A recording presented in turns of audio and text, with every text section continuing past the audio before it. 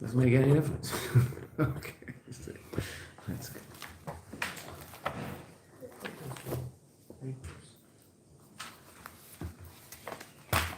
Okay, yesterday we saw that astounding explanation of how the Torah was written. Yeah, that was Shimon, you can see it online. okay. Yeah, should you watch it? Well, if you want, there's a site called Hasidic Springs Mashiach, which is a WhatsApp group, and if you, I'll add you to that. Oh, if I add you to that, then it's already on there, and so you won't get it anyway. It's very annoying, but we can send it to you anyway somehow. I think he might be on there actually. Yeah, I thought I saw his name. You got off of it? are you on there? I thought I saw his You might be there. Okay. Okay, so now why was that of use, that whole incredible understanding of how the Torah was written? What did we say? We said as follows, that our Aveda affects Arich and doesn't affect Atik. But then when we read the Psukim carefully, we came to an interesting conclusion, that our Psukim say that if you serve HaKadosh Baruch Hu, HaKadosh Baruch Hu,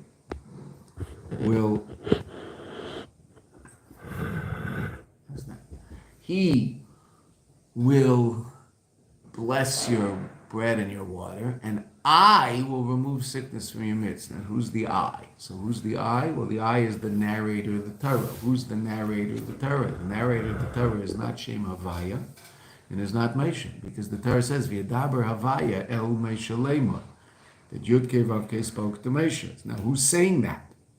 Not Yud-Kei Vav-Kei, because if it were Yud-Kei Vav-Kei, it would say, I spoke to Moshe, and not Moshe. It would say, HaKadosh Baruch Hu spoke to me, which is what it says in Devarim. So who's the narrator of the Torah? Who's writing the Torah, so to speak, describing all these events of different aspects of godly reality, relating and appearing to different people and doing different events? Atzmus. The Rebbe told us, therefore, what did we learn? Serve HaKadosh Baruch Hu, Ubeidach, and Yud-Kei Vav-Kei, the source of bracha, as it's drawn down into Seder Yishtalshalis, will give you lots of bracha. And I, who's I? The author of the Torah. I, Atzmus, will also respond. So that means our Aveda affects Atzmus. Now, again, when we have to say this every time in order that people shouldn't ever get confused. It doesn't mean that Atzmus is in any way, shape, or form limited. It means simply that the Eibishter has decided, for whatever reason, to enter into a relationship with us, and based on his will, he responds to what we do. It does not mean he must. He must. There's nothing that is absolutely necessary except one thing and one thing only. Atzmus. The essence of HaKadosh Baruch Hu, HaKadosh Baruch Hu himself. Any level of godly light, the greatest level of infinite godly light, only exists because HaKadosh Baruch Hu wants it to. It doesn't have to exist. It's not what's called Mechuyev HaMetzias. Okay? That's discussed in many Maimarim. Spheres. They don't have to be spheres. If doesn't want there to be spheres, so there won't be spheres. Right? What's the only thing that must be, because it's of absolute existence with a capital E, is Atzmus. Everything else is relatively, interestingly enough, the highest level of godly light. The first level of light that emerges when the Eibusher decides that he wants there to be light before Tzimtzum Arishan. All of that relative to Atzmus is called Ayin. It's not. Because the only thing that is Yesh Amiti, true being, is Atzmus. So even the highest levels of light are Ayin relative to that Atzmus. Then there's a level of Ayin that is Ayin relative to what comes out of it, called the Bria Yesh Mi Ayin. And that's Atzilus. That level of Ayin. Even though relative to what's above it, Atzilus is often called the Yesh, because it's a state of separateness, 10 spheres. Okay.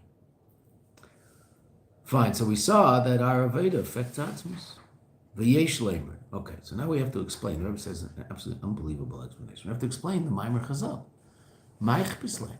Does HaKadosh Baruch Hu care? What do you mean HaKadosh Baruch Hu care?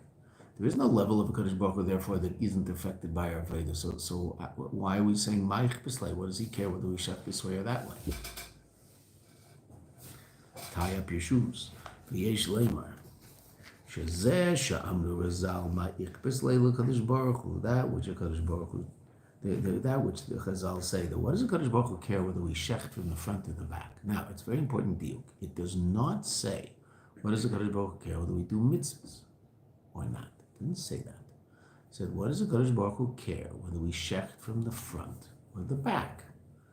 Right? Now, one's kosher shechita and one's not kosher shechita. Kai, now we have to be very careful here. Kai al haveda atzma, the aveda itself. Dahainu, what does that mean? Prate aveda, the details of the aveda. Aval hatoitza'a shel aveda, but the result of the aveda, she'al yoda nase, that by virtue of this aveda, naset sirif habriyos, there's a purification of creation, right? Because that's what the Chazal says, right? Chazal say, what's the Eibush care with the shech from the front to the back? The mitzvahs ain and mitzvahs nidna elo l'tzaref ben hasabriyos, to elevate the briyos, purify them. Okay, so there's the details of the Aveda, and then there's the result of the Aveda. The result of the Aveda is that we're purified. What are the details? Well, it depends on the Aveda, right? So what are the details of shechting? That you have to shecht from the front and not from the back. Okay, let's see. So let's aval hatoitza shel aveda al yoda, that is a result of that aveda naset siruf briyos. And what does that mean? Shagam briyos ba'alma, even the simplest briyos are affected positively. Briya pchusa, a lowly briya, a cow, can be affected. Naset siruf zikuch, relative to that thing, there is purification and elevation. Shezeu, and what's that all about? Zeu inyan, this is the idea of ishafcho, of transforming it miyesh, from a separate piece of reality that seems to be independent of HaKadosh Baruch Hu, la'ayin, to be incorporated in godly reality. Right? Hayem yen, HaKadosh Baruch Hu takes ayin and turns it into yesh, and our job is to take the yesh and elevate it back up to a state of ayin. What's that ayin? A state of godliness. Now, that ayin is relative to our yesh. It's not created reality. It's not separate reality. Right? We just said that there's a level called yesh amiti. Right? That's essence. That's the essence of HaKadosh Baruch Hu, absolute being. What if any other state the state of reality that emerges from that, which is called unbelievably powerful godly light, it's not called unbelievably powerful, it's just called godly light, but we're describing it because it's so exciting. Right? That godly light that emerges from that place called Etzem, relative to Etzem, it's ayin. Why? It doesn't have to be. It only exists because Ratzon, once there's Ratzon, there's also obviously Revelation Beseder, but that's just, you can't get away from that. But that it only exists because Atzmus wants it to exist. So relative to Atzmus, it's ayin, because it doesn't exist by virtue of itself. It has a source. Right? What makes Atzmus so special? It exists by virtue of itself. So it has self-generated being. It really is. Okay, is that light that emerges from there, does it have self-generated being? No, it exists by virtue of the fact that something else gives it existence. So it only exists by virtue of something else, not by itself. Oh, okay, so therefore it's ayin. It's not essential being. Okay, so it's ayin relative to where it comes from. Good. That ayin is much too powerful to be the source of the world or worlds. So therefore that ayin, bad choice of words, but there really isn't any other choice of words, emanates downwards, not really emanation, not atzilus, emanates downward, and ultimately becomes a level of light that can now become the source of worlds. What's that called? Ayin. Another level of ayin. But why is that level of ayin called ayin? It's ayin relative to the yesh below it. It's not created reality. Right? Yesh is created reality. So it's not that. It's godly reality. So it's ayin relative to what's below it. We call what's below it yesh hanivra, created yesh. Not yesh amiti. It's not the absolute, it's not the true being. It's created being. Where does created being come from? A level of reality that's not created. Creator, not created. True? So relative to that level of yesh, the level above it is called ayin. That's Atzilus. Yeah? So it's yesh, ayin, yesh. Two different levels of ayin. Ayin relative to what's above it, it's not absolute being. Ayin relative to what's below it, it's not created being. Okay, so when we say that we elevate the yesh to the ayin, we're not talking about the second level of ayin, we're talking about the first level of ayin. We connect the yesh to its source and its creator. Okay? That's why we went through what we just went through. Yesh, ayin, yesh. Those two different levels of ayin are two different levels of or. Completely infinite, transcendent or. Why is it called ayin? Well, because relative to where it comes from, it's not absolute being. And then there's the ayin that's called ayin because it's not created being. It's ayin. It's not created.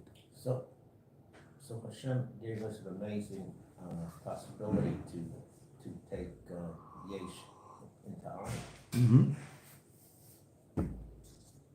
That's a yin. The Abishah created, the Abishah took ayin and, so to speak, turned it into yesh. And our job is to take the yesh and elevate it back to its source in ayin. Absolutely. 100%. So you and I, this is what we learned earlier, just on the most, this is when we thought all we were doing was affecting Adar. Okay, so what do? We're Meisif Aron, Elam Atzilas. Ayin. Right. Okay. So there is this aspect of mitzvahs, there's no question. The general reality of mitzvahs are that mitzvahs elevate yesh to a state of ayin. They're mitzaref esabriyas. And that's true. It's absolutely true. So when Chazal say, ma'ayach b'slei Kadosh Baruch Hu, whether you shek from the front or the back, the yikr is to elevate the gashmis. Right, okay. So, we still don't understand it though. What do you mean? What difference does it make? And now, based on how the Rebbe's understanding, what difference does it make what the details of the Aveda are? But isn't it all in the details? If you and I don't do it right, nothing happens. Right? So what does this mean exactly? Well, it's all in the details. That's Parshas Mishpatim, isn't it? After Matan Torah, all these details. Why? Because it's all in the details. Oh, I put tefillin on in my heart. No. That doesn't work. I have to put them on my arm and my head. Right?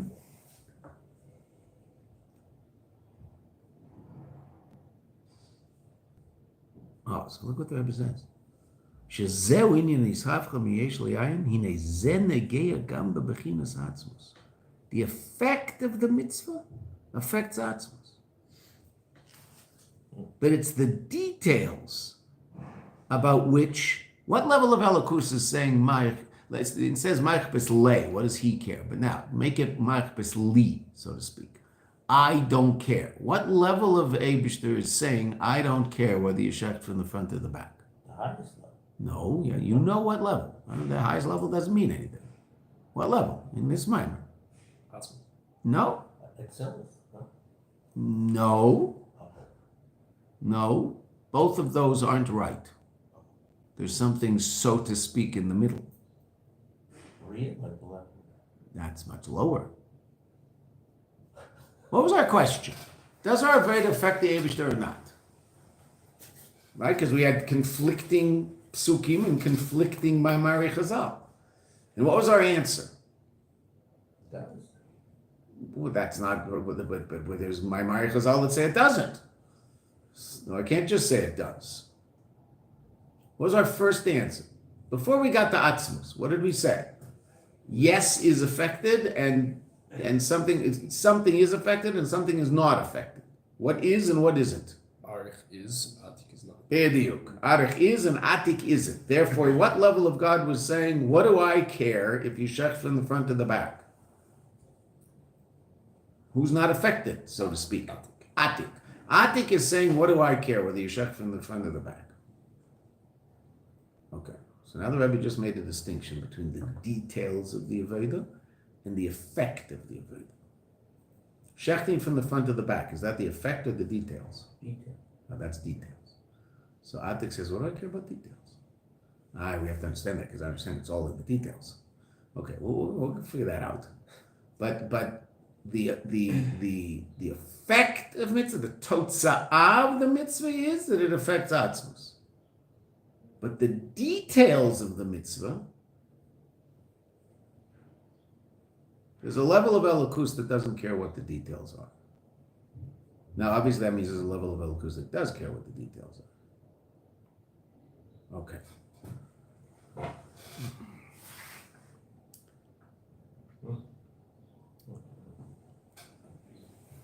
What does that mean? The detail, why does a cow look like it looks?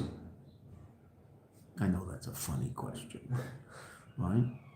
That's all a function of godly light descending down into Elam Hazeh a certain way and bringing about a certain reality called a cow. And down here in Seder Ishtashlis, what does a cow look like? It looks like a cow, okay? And what's important for us relative to shechting? It has a front of the neck and the back of the neck, right?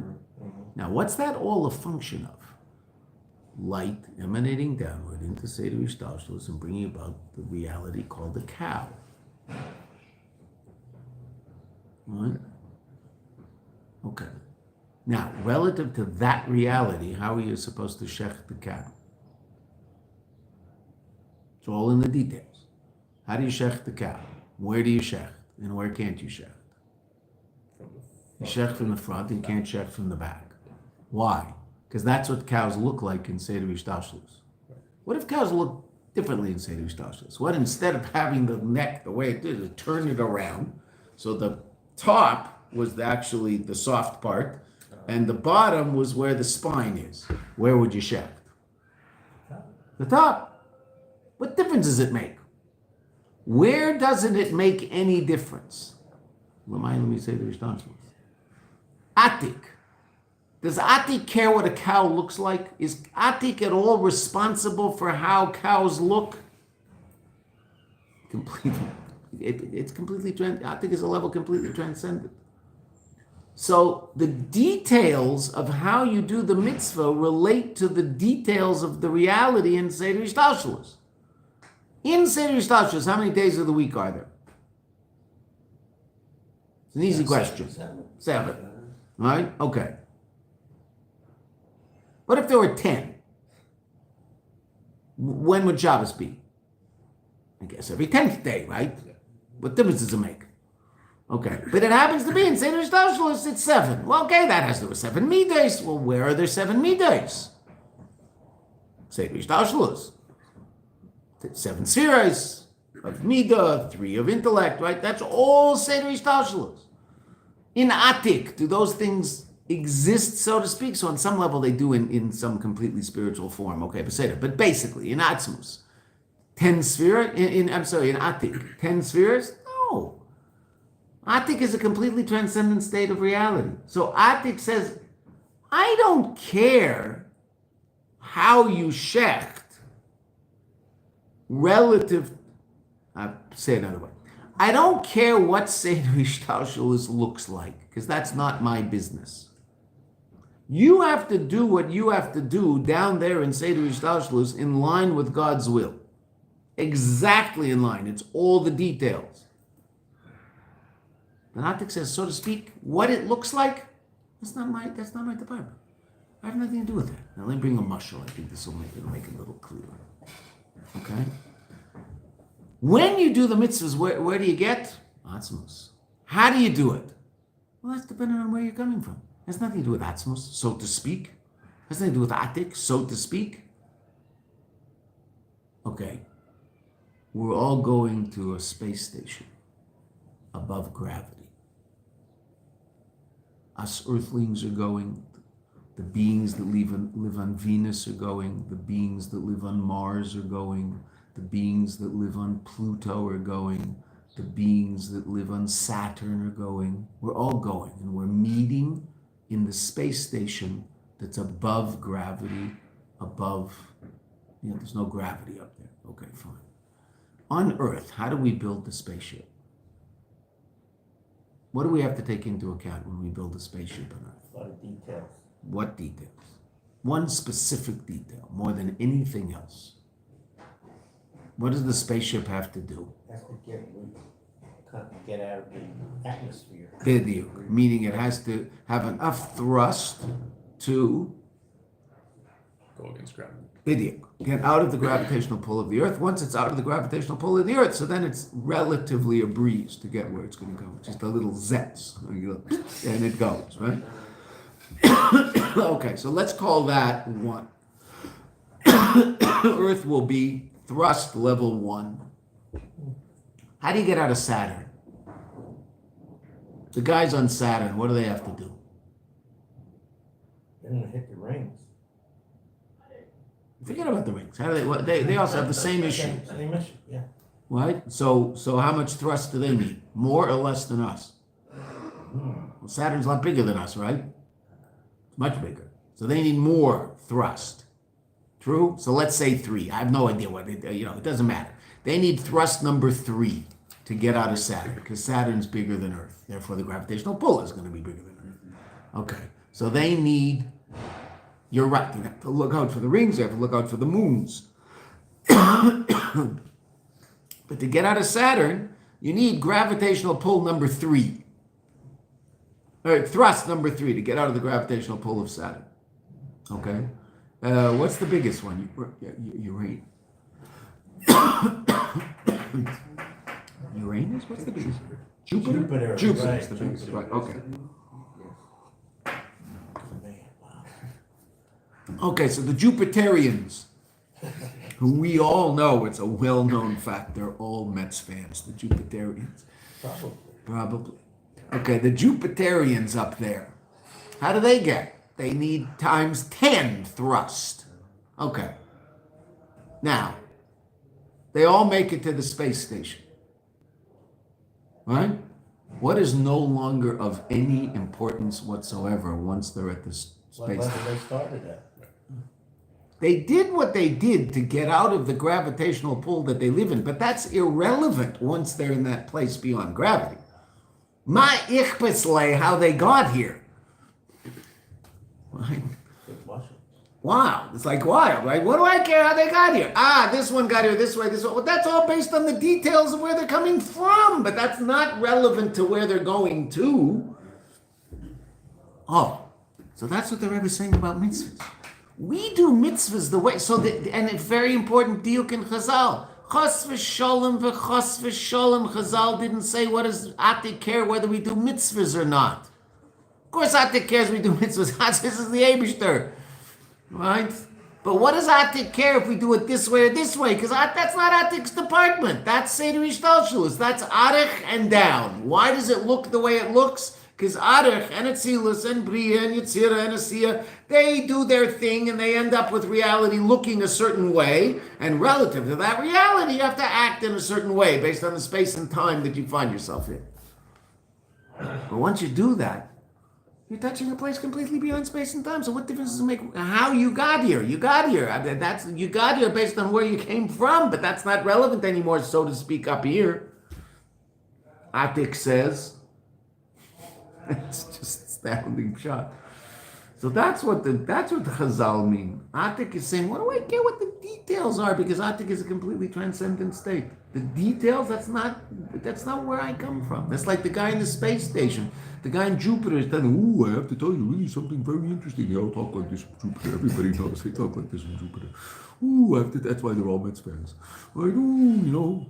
We have to tell you something very interesting. The gravitational pull that we had to deal with. And the guy up there in the space and, would you Haknishkan China with gravitational pull? Don't you know where you leave me alone? What do I care? What do I care how you got here? That's your issue. If I didn't plan it to the T, if I didn't have the decimal points to the, 18th decimal just right, I wouldn't have made it to the space station. I'll end up 1,000,000 miles away. Like I was supposed to go like that, and I ended up like that. All right? It's the ultimate forward pass, space travel. All right? You give a little zets to the rocket when it's up there. It's trying to get over there. Well, the place it's trying to get, it's not over there when it's pointed there, right? Because it's moving. I mean, they're all moving, right? So to speak, if now where they try, did they get to Jupiter?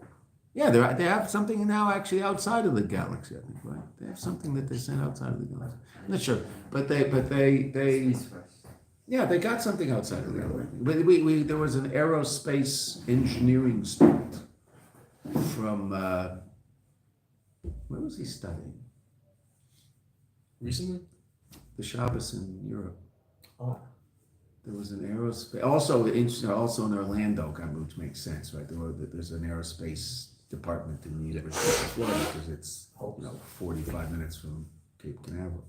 So then there was a kid from Daytona also who was studying Daytona aerospace. But also just now, we were sitting with Sebastian, who was born in Argentina, grew up in Spain, but now he's in school, I think in Manchester. It's like a funny place to go to from Madrid. But anyway, so he, I think he's in Manchester. He was sitting with the kids in Manchester because we were sitting at the table with the shulchan from Manchester. So I assume that's where he learned. So my wife was complaining. Said, Sebastian, come on, you guys, you have to get it together. When we grew up, so I think it took 9 years for the space program to go from nothing to the moon.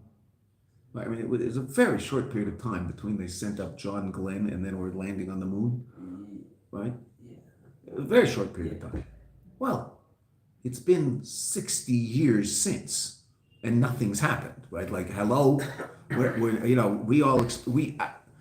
up, we all expected we'll go to Mars at some point. Like, you'll just be able to go to Mars. Why, if they're doing it this fast, they'll figure out how to take us to Mars. We'll all go to Mars. We'll go on holiday in Mars. Well, we're nowhere close to that. Okay. So we're, just picking on him and shepherding with, come on, Sebastian, let's go. So he said, well, no, but there is something they got, he's talked about the Hubble, and he talked about something else. I forget that I knew the names. And he did say there is something evidently that's gone out of there. It's already left the galaxy. There's got something out there. But there is also that one, I remember when it was in Saturn, when it was orbiting around Saturn, they had something up there that was orbiting around Saturn and taking absolutely astounding pictures of Saturn. It was just incredible. Sending it back in live time. Now, it took a while to get from there to here, even at the speed of light, but okay. Unbelievable pictures of the shadows of the moon on the surface of Saturn and pictures of the rings. And then it evidently left Saturn. I think it went to Jupiter. I think it's the farthest. So I don't know. Did it make it? It didn't make it. I'm not sure. I don't know whether there's any picture. You go on the NASA website and it's all there. Amazing stuff on there. Just absolutely astounding stuff. So, but how do they do that? So it's orbiting around Saturn. They want to get it out of orbit. So they say, give it a little zets to get out of orbit. Okay, but that zets has to be based on unbelievably precise calculations so that when it gets to where they're sending it up there, Jupiter also just got there, right? That's the ultimate forward pass, right? That when you throw the ball, the guy isn't where you throw it. He's going to run to that place. Okay, but now you're talking about hundreds of millions of miles, right? So if you miss by this much, you're off. Okay, so that's mitzvahs, right? If you have the mitzvahs, if you miss by this much, you're sending it up to Atzmus. So if you miss by this much, it doesn't get you're nowhere near where you're supposed to be. You have to be very, very careful about everything we do. So it's not all in the details down here. But those details are only based on the reality down here. And if reality were down here that if there were 8 spheres of midas, then there would be 8 days to the week, and Shabbos therefore would be the 8th day, not the 7th day. What difference does it make? Wouldn't make any difference. Right? And if there were 12 spheres, so you'd have 12 fingers. I mean, would it make any difference? Of course not. Right? Well, that's down here. It is the way it is because it is. That's the way it is. Okay. So therefore, you have to act in accordance with that. And that's the Rezainu Prate of it. One line that explains the whole Maimer Chazal. Right? When the Atik says Ma'ich, what do I care if you, it doesn't say Chas v'Shalom. What do I care if you do mitzvahs?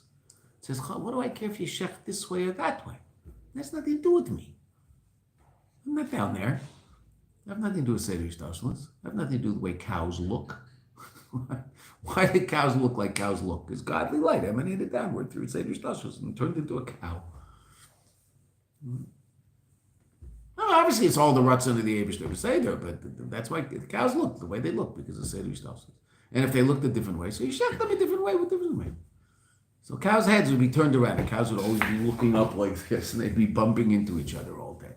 And it would be easy to shech the cow. So you just walk up to the cow. He doesn't know what's happening anyway because you can't see where he's going. He's like, shh, and the thing, oh. And that's the end of that, man. So go make a burger.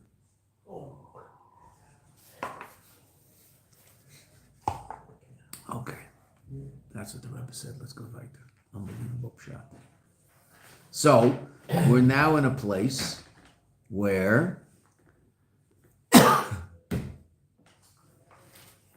we understand that our Veda affects Atzmus.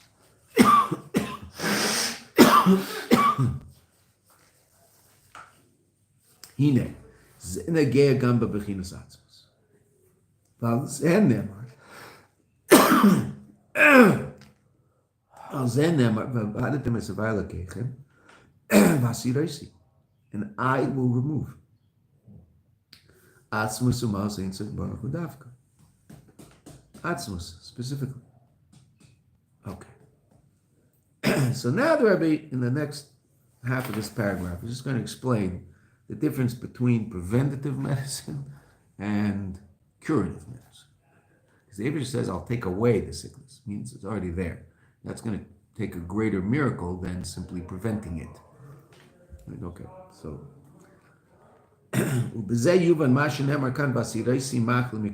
I will remove sickness from your midst. Not like it says before this in Parshas B'Shalach. This is last week's Parsha, Mishpatim. Right? So 2 Parshas before in B'Shalach, there's not a pasuk about sickness. What does it say? Kol ha'machla asher samti b'Mitzrayim, any disease that I put in Mitzrayim, lo yasim alecha, I won't put on you. Now, that's also I, but if you look in the context of that pasuk, it's v'yadaber Yud Kei Vav Kei. That's Yud Kei Vav Kei speaking. Right? Ki b'pasuk kol ha'machla, because in the pasuk kol ha'machla, lo yasim, I won't put, even though it's first person, but the first person is, it's in the context, the first person is Yud Kei Vav Kei. Meduba rak oides efsharis l'machla. That's only talking about a possibility of a machla. V'bracha hi, and the bracha is shefshar zu, that this possibility won't actually happen. Preventative medicine, which is easier. Right? It's easier to stay healthy than to cure a sickness. Aval, the pasuk vasiroisi machla, in our pasuk, yesh chidush gadol yosef, there's a greater chidush. Shegam kishiyesh machla b'fel, when there's already a sickness. Lo rak efsharis l'machla, not only a possibility of a sickness. Tia hasaras machla, there will be the removal of this sickness. Therefore, that takes a greater power. Ubishvil hasaras machla shekvar yeshna b'fel, and for the removal of the sickness that's already there in actuality, yesh tzarich b'keich elyon yosef. There's a need for a greater power from above. And that's why that meaning, now obviously it doesn't always, and not every sickness is removed by the virtue of the fact that Atzmus removes it. The Rebbe is simply talking about the fact, the reason when we talk about touching Atzmus, we don't talk about keeping us healthy, we talk dafka about removing sickness to emphasize the power of the Elokus necessary for such a thing. That's why it says, I will move with first person, and that's Atzmus. Okay, fine. End of part 1 in the Mimer. Does our Veda affect the Yibishter or not? Yes. What do we affect? Atzmus. Okay. So we said there's 3 parts to the Mimer. Does a Veda affect? What is a Veda? Well, we're going to learn that. And then the 3rd part is, so how do I do that? How do I do that a Veda? That's why this is such an important Mimer. Inyan Aveda. What is Aveda? V'avadatem is Havaya Lakecha. It says you should serve Havaya Lakecha. She bedugmas Aveda Sa'eved. The word Aveda comes from the word Eved. What's an Eved? Servant. So therefore what? Kai be'ikr, that notion of Aveda is relevant essentially al Aveda be'yira v'kabbalah soul. The Avedav, year in Kabbalah soul, Eved. What's Kabbalah soul? Commitment. Right? Reishi Savedi Bikara Vishasha, right? We say it every day before davening, right? We're theoretically supposed to memorize it, right? Reishi Savedi Bikara Vishasha, right? So there's two different levels of Aveda. There's Ava and Yira, and even though Ava is a greater level, but there's still Yira has to come first, and without Yira, the Ava doesn't work, etc., etc. Okay, we say it, the 41st chapter in Tanya, right? Every day. What's the beginning of it all? Kabbalah soul. What's the beginning of any relationship? Kabbalah soul. Not love. Love is what grows out of commitment, not the other way around. Right? Parenthetically, that's sorry. That's where the Western world makes their mistakes in terms of understanding relationships. It's relatively new, but their basic understanding is that commitment grows out of love. First you fall in love, then you commit. Wrong. Doesn't work. Meaning, honestly, intuitively, that makes more sense, right? I mean, that's why they do it, right? That it definitely makes more sense intuitively. It just, the numbers show very clearly that that formula doesn't work. There's about a 90, we've talked about this before, but we'll talk about it again because it's very important, and also the people in Bangladesh have to hear this. Right? It's about a 90% failure rate in the way that the Western world does relationships. Most people have 2, 3, or 4 serious relationships before they get married. Serious, meaning when the relationship broke up, they were in a certain amount of emotional pain because they really did care about the person. Right? These are real people with real emotions. Okay. So there are 2 or 3 of those relationships, meaning it's very rare that you hear about someone marrying their high school sweetheart, right? I mean, okay, and when it happens, married his high school sweetheart. Okay. So most people, once they've gotten married, have already had 2, 3, 4 serious relationships, and then there's a 50-50 chance with that one. So now figure out those odds. You're talking about 90% plus failure rate in relationships. Okay, so that's not a very good rate. You don't even stick around in single A if you're hitting 100. I mean, forget double A, triple A in the major leagues. You're not even in the development league if you're hitting 100. They got rid of you in Babe Ruth.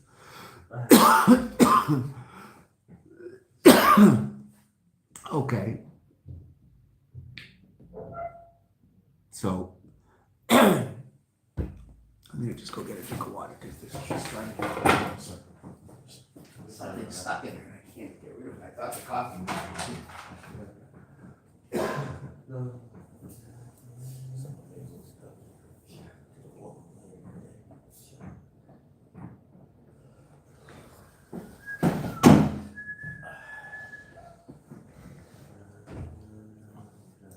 I didn't know Freeman was Canadian. That's for real?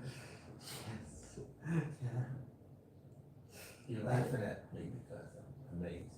Yeah, it's like whatever. He's great. Yeah, I know. I've hated him for years. So I could hate him more because he's Why? great. Played for the Braves. He tormented the Phillies for years. You're a Philly fan? From Philadelphia. That's right. Sorry. He's like I'm sorry you're from Philadelphia. they have a list of Philly killers. And he's like him and Ryan Braun, like some of the 2 most active. Wow. The Bangladesh people get to hear what Chassid's and baseball. Yeah, I love it. Oh, there we go. I think it worked. Huh? Oh, that's good. That's good. You're even cracking the glass there. Yeah. Okay. Sorry.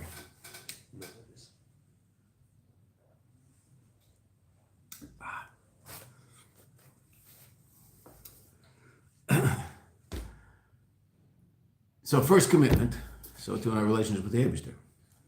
First commitment, then love grows out of it. Now, most people in their relationship with the Eibishter are going to have a certain amount of Ava first. I mean, they're going to have to be, for lack of a better word, convinced. Hear about that this relationship sounds very enticing and very nice and very beautiful, and Shabbos is nice, and they're going to have to sort of enjoy thinking about growth in their relationship with Kadosh Baruch Hu. But when does it all start? When does the relationship with the Eibishter really start? Well, so, okay, I'm committed to the Eibishter. Oh, now I have a relationship with him. Until then, it's going to be a relationship with myself, where Kadosh Baruch Hu is part of that. That's still good. I'm keeping Shabbos, I'm eating kosher, I'm doing all sorts of things, but it's still about me expressing my desire for some sort of spiritual expression. Right? Okay. At a certain point, it becomes a relationship. When I'm doing it because God wants it. There's now someone else there, so to speak. What's that all about? That's called Kabbalah Soul. What hopefully grows out of that? Love. Av. But the beginning of it all is Kabbalah Soul. Shia Vayda Se'evid. It's Dafka the Evid. Meaning a person has to come to the point where at a certain point they say, why are you doing this? Because God wants me to. I enjoy it also, but I'm doing it because the Eibishter wants me to. Because even if I don't enjoy it, I still do it. Meaning I'm not inspired today. Okay, but it doesn't matter. I still do it. Right? That's what relationships are really all about. You're not always, I'm sorry for saying this. I feel badly. Bursting the balloon. I think the doc will agree with me. Even I think we both have wonderful wives. You're not always inspired by your relationship with your wife, right? Why? Well, just because you're not always inspired by your relationship with yourself either, are you? Right? You're not always inspired about being me. So what do? You don't feed yourself that day? You don't take care of yourself that day? Of course you do. Why? Unless you're, if someone is in a state of clinical depression, so then they're really, really ill. It's like a normal, everyday, normal, healthy person. So you're not feeling particularly inspired about your life today. Why? I don't know. You just can't quite get it together today.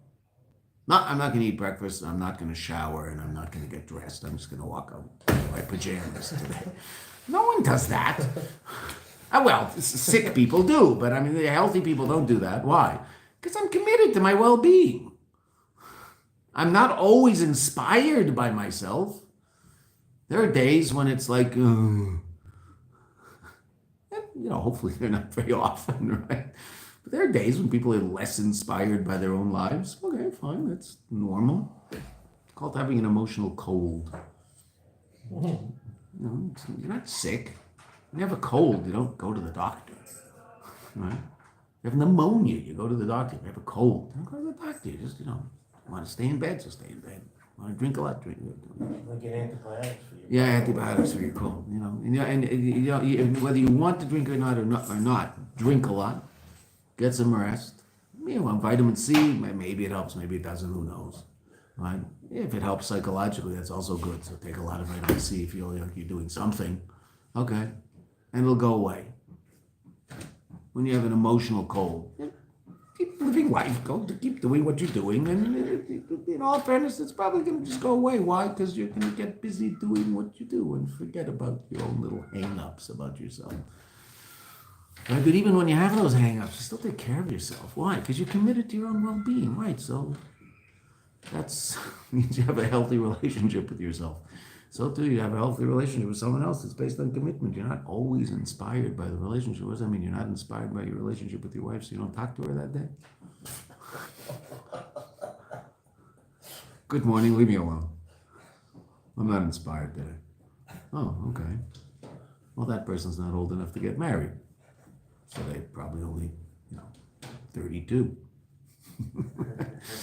Right, okay. So if you're not inspired and you come home from a hard day's work and you've sort of been beaten up all day at work and nothing worked and it was just a really hard day, okay, fine. So you walk in the door and you're committed to the relationship. So what do? Hi, how you doing? How was your day? So great to see you. Is it great to see you? No, I just really want to crawl into bed and forget today because it was just a disaster. Just didn't work. Okay, well, you don't do that. Why? Because you're committed to all those people who live in your house because you're an adult. Right? And so when your kids run up and say, "Hi, Tati," you go, "Leave me alone. I had a bad day." What's wrong with you? What kind of moron are you?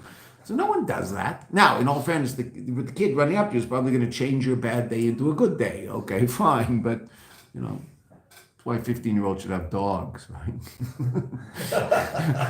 Because the dog is, and the 15-year-old who just feels so crummy about himself, and he's just like, he's like, he can barely walk into class without tripping, and he's got mustard on his shirt, and everybody made fun of him, and blah blah blah blah. He's had a terrible day at school, so he comes home and there's this dog who just is crazy about him, and he thinks, someone loves me. And his mother better be very, very careful when he walks in the door that she doesn't say, "You got mustard on your shirt. What's wrong with you?" Don't do that to him. This is happening to him all day long. Say, "Hey, my man is home. How you doing? What's up?" Right? He's got mustard on his shirt and he looks like a dummy. You don't care. Right? You're committed to his well-being, which means you ignore the mustard. Right? Do you love the mustard? No, you can't stand the mustard. But so that's Kabbalah Soul. Right? Because the mother also might have had a hard day, and really, she's home with a baby, and everybody else comes home. And matter of fact, one of the things that this is, this is not a forbrengen for men; it's a forbrengen for women usually. But okay, men can hear it also. Right, that one of the things a woman should not do when her husband walks in the door, if she happens to be at home with the kids and he's out working, is, "The baby's been driving me crazy all day, take him." That's not fair. You don't know what he's been going through all day. That's not fair. Yes, she's had a terrible day with this baby. He's been cranky and been up all day, and who knows what he's been doing. Okay, fine, 100%. But she has to be committed to the welfare of her husband, and that's not fair. What should he do when he walks in? If he's got a brain in his head, one quick look. What? It's been crazy here today. "Hi, Ziz, how you doing? Where's the baby? Give me the baby. I want to see him." Oh, she's so happy. The last thing she wants is to spend any more time with this baby. This baby has been driving her crazy all day, crying, fetchy for whatever reason, who knows why. She could not make him go to sleep. She couldn't get she couldn't get anything done. Put him down. 3 minutes later, he had to get picked up. Her back's sore, her arm's sore. Okay, right. Well, they say grandchildren are your reward for not killing your own children. Okay. If you've never had children, children are the best thing in the world. They're also the hardest thing in the world. They are hard because your life is over. Your life is about them, not about you anymore when you're in their presence. Right? You need to sit down and relax. Too bad. They don't think that's a good idea right now. Well, okay, they win, you lose. They'll be gone in 20 years. Don't worry. You'll be able to sit down and relax. But then you'll be too old to enjoy it anyway. Right? Okay. Right? God has us coming and going. You're exhausted with children just because they exhaust you. And then by the time you finally get them, you're just exhausted because it's existential now. Okay, fine. But you have your eyes in your head, and you walk in the house and you see that your wife needs you to just take the baby. But she shouldn't be the one that goes like that. That's, for bringing for her to hear. You have to be the one that goes like that. Give me that kid. You look wiped out. Give me the kid. Go into the room for 20 minutes and close your eyes and leave me alone. I'll take care of the kids. Because she needs it. She's been going, kids can drive you around the bend. Because they do not let you do anything that sometimes they won't let you do anything that you thought you were going to get done. Nothing. You can't even have a mincha without, women. Men go away. We're very holy. Oh, I'm going to shul, dear. And he walks out the door. She has to try to figure out how to daven shachris and mincha with a crying baby. So she davens Shemona Esrei holding him. Or she's in the middle of Shemona Esrei and the 2-year-old is playing in the corner, all of a sudden decides not to play in the corner and starts pulling on her dress in the middle of Shemona Esrei. Right? Okay. Picks him up. Life with children, it's the best. They're the greatest. But there's a certain commitment necessary to make that go, and that's called Kabbalah Soul. She Avedis Evid. That's our relationship with the Eibishter. The Eibishter wants Mariv. The Eibishter wants Mincha. It's 20 minutes before Shkia, and you don't feel well. What do? You haven't done Mincha. It's just what you do. Right? So you don't do the best job, but you do it. Why? Because the Eibishter wants it, and you're committed to making sure that the Eibishter gets a Mincha every day. Some of them are better, some of them are worse, but he gets one every day.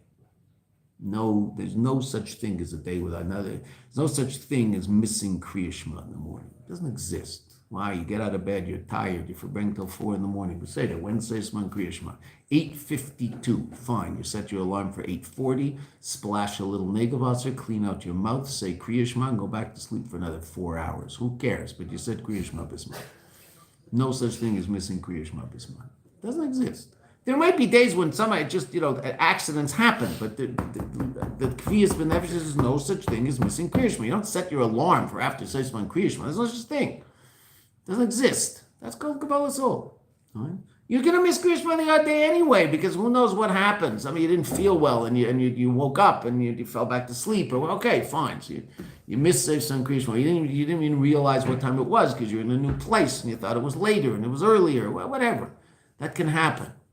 But in terms of Kabbalah Soul, Kriya Shema happens every day. It happens Bizman every day.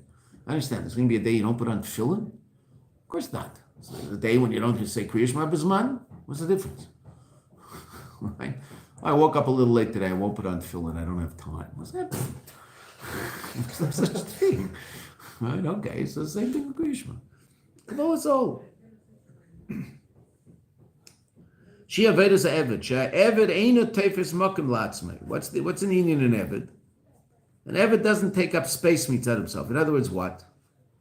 Well, the Rebbe goes even further. She ain't a shum metzias latzmei. He's no metzias mitzad himself. Now, what does that mean? He's not aware of his own existence? Well, we'll see that's not true. He is aware of his own existence. Ad kedei kach, that if he's told by his master he has a day off, he's very happy. Right? But what does it mean he's not tefes makom? I mean, he realizes that his life isn't based on his agenda. His life is based on his master's agenda. What does the master want to happen? Well, that's what happens. Oh, okay. So that's an Eved. An Eved is someone who realizes whose agenda, who sets the agenda for life in Elam Hazah. The Eibishter sets the agenda. It's the Eibishter's agenda. It's not my agenda. The Eibishter's agenda is a blast, but it's his agenda. I don't have to find it not enjoyable, but it happens to be his agenda, not mine. I can make his agenda my agenda. The Eved doesn't describe himself in terms of himself. What does Eliezer say when they ask him who you are? Eved Avram Aneich. Right? I'm a chassid of the Lubavitcher Rebbe. What's your name? Oh, Mendy. Aren't they all called Mendy? Right? My son, when he was, he's almost 40, right? But when his next birthday, he's 40 years old man. But when he was a bacher in Lud in Yeshiva Ketana, so his Mitzrayim run was in Tel Aviv is similar to New York in this way. Tel Aviv has streets that are all one sort of thing. Like in New York, there's a street where this is where you'll buy. There used to be all the electronics, and the Lower East Side was on one street. So in Tel Aviv is also very similar that way. So there's a whole street that it's all furniture stores. Dining room tables and sofas and all that. Right? It's all furniture stores. So that was his. Those were the chevra that he used to go visit every Friday with me. So the first time we bought a dining room table, after we got married, so we went there. Right? Meaning the one we got for our wedding fell apart, and we went there to get another one. Right? When he walked into the store, what did they all call him? Mendy. His name's not Mendy, but they call, you're Mendy's father. Yeah. He told us he's going to say you're Mendy's. He just calls me Mendy. Okay, fine. The Lubavitcher's Mendy. Right? Good. Say them. He doesn't have a name. He's Mendy. The Lubavitcher, the cute little Lubavitcher kid who shows up and puts tefillin on everybody. Good. Right? Because that's who he is. And he's in a state of bittul. The other me, what does that mean? Bittul means the agenda isn't mine; it's someone else's. If you're bottled to the Rebbe, then that means the Rebbe's agenda is your agenda. If you're bottled to the Eibush, that means the Eibush's agenda is your agenda. Okay? The Eibush has an agenda in Elam Hazah. How do I know what it is? The Rebbe tells me what the Eibush's agenda is. And we go and we do it, hopefully. The Avshi mitzad atzmei, and even though, now the Rebbe says something really fascinating. Mitzad the Eved.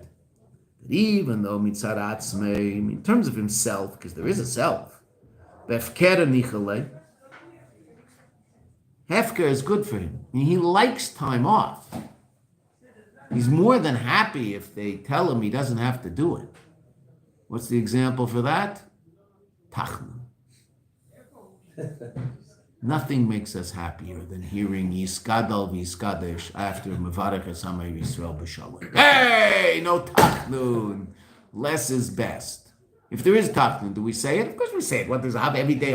Gee, am I going to say Tachnun today? Go ahead. Okay, am I going to say it? You say Tachnun. That's what you do. Why? Because that's what you do. I don't know. You just say Tachnun. You pay attention. You don't pay attention. Oh. Right, you know. Can't say the words as fast as you're clapping al chait, okay? Wait, where was I? Hey, right? So fine. But you say it every day, of course you say it. Then all of a sudden you hear that you don't have to say it. Hey, everybody's so happy, no tachnun today. Wow, fantastic. It's the greatest. Okay. Ever, he's going to do exactly what he's supposed to do. But if he's told he doesn't have to do it, he's very happy. Right? So even though mitzad atzma befker nichaleh, there's things he'd rather not do. Canceling Tisha B'Av this year. Oh, gee. What? Really? Oh, I look forward to Tisha B'Av.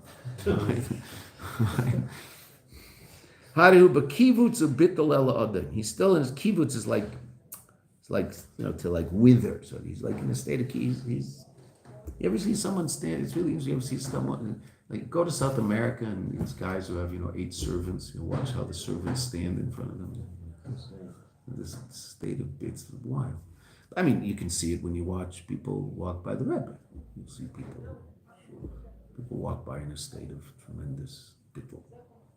Even people who aren't, big chassidim, just, they realize that I'm in the presence of someone a little bigger than me. You can see they're in a state of. That's why we stand on each one yesterday. Also, 100%, right? 100%. So would, stand, state of bittul. Like a servant standing in front of his father, but also like a son, his master, also a son in front of the father. We're going to get there. We're going to get to Ava. That's next. First, the Rebbe is talking about Yira because that's first. We're just going to stop in a minute. Therefore, he fulfills the will of the master. Why? Because he's bottled to the master. That's Yira. Yira is that Kabbalah's all that commitment to the master's agenda.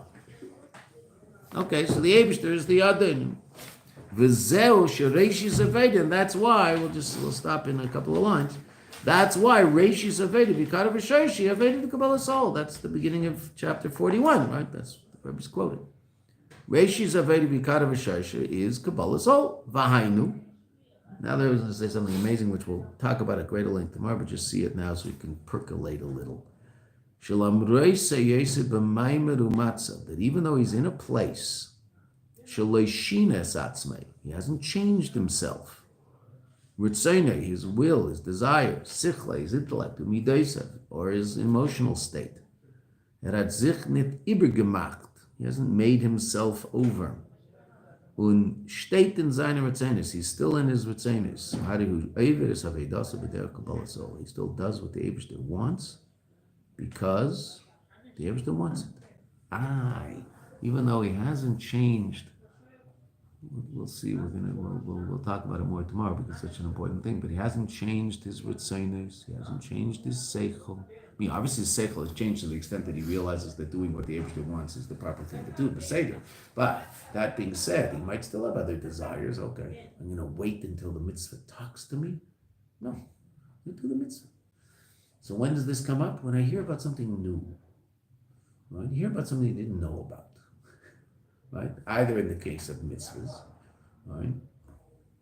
Someone hears, this is what we do. Oh, I didn't know. You have to do that? Oh, okay. So, I'm going to wait until it speaks to me. No, I just heard about it, so I guess that's the hashgacha pratis. I should do it. Now, I have to be careful. Is it Bal Tshuva? It's I do not to blow a fuse, take too much on myself at any one time. That's certainly true. But that's also Kabbalah soul. To make sure you do it in a normal way, in a healthy way, etc. Okay, but let's say the person's in. This happens in Lubavitch all the time. Why? Well, because there's all these minhagim, there's all these customs in Lubavitch that are Torah Shabbat Peh. And you can be in Lubavitch for 40 years and all of a sudden you hear about something. Yeah, we do that? We never do that. Okay. So now what's the response? I have to think about it. Right? Oh, if that's what we do, that's what we do. Okay, that's called Kabbalah soul. Or, a person's going to figure out 30 different ways. Is that really it? Then I'm going to look into it. Why? Because they don't really want to do it. Okay. Or there's Kabbalah soul. And there's people who are naturally Kabbalah soul. There's people for whom Kabbalah soul is a real Aveda. Everybody's different. But what's Kabbalah soul?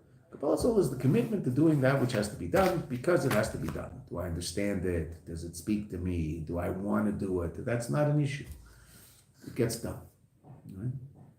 That's what the Rebbe just said. Even though I haven't changed myself yet, which is really astounding. Right? I love learning this line with the girls in Sem. Because what does it mean? I'm going to turn this off. What does it mean? It means that if there's a certain art